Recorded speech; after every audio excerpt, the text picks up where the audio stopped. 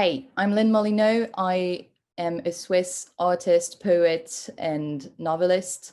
I work and live in Switzerland in Geneva. I have, in the past couple of years, published a few books, and the next one is coming out pretty soon. The first one I published was published in 2018 by the publishing house Torticollier Frères.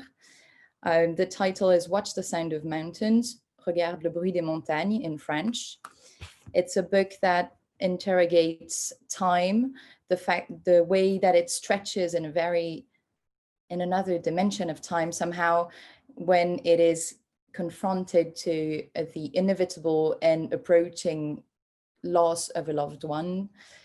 The book is addressed to its characters, so it's written in a you form, and it explores this very powerless state where nothing can really be done except for perhaps influencing on the way we look at things.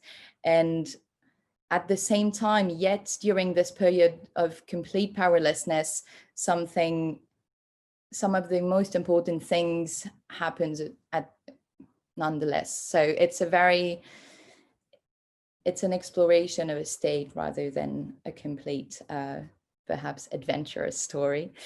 Then I was published earlier this year in the anthology of young Swiss French poets by the Greek publishing house Vaxicon Publications. It's a bilingual edition in French and Greek. It's a European project, so they published one book for each country, each time in the mother tongue of the authors and in Greek. And I am about to publish a new book, which will be called Reflector, Catadioptre in French. And it questions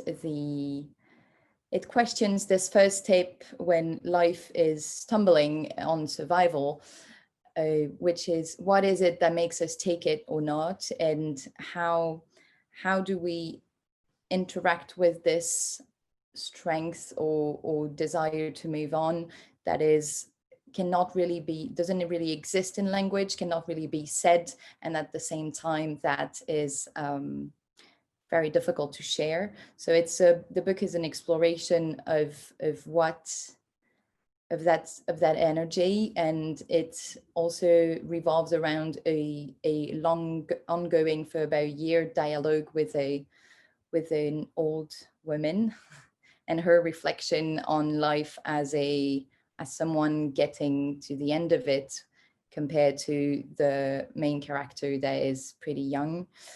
I also work a lot in the field of a form of writing that aims to be spoken. I work in dialogues with musicians and composer, and we perform those writings. So that's a very interesting work as well. Very, very gratifying to work in because of the richness of the collaborations.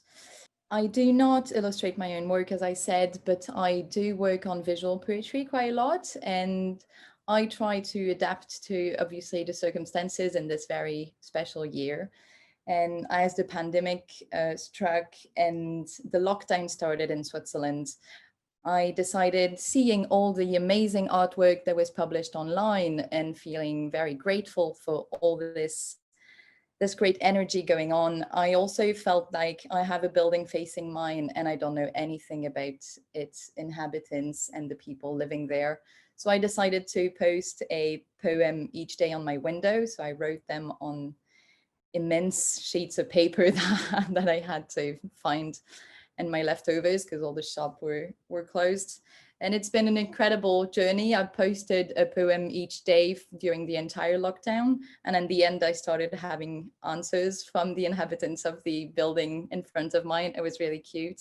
And it's been, I do believe in that art roots us as human beings.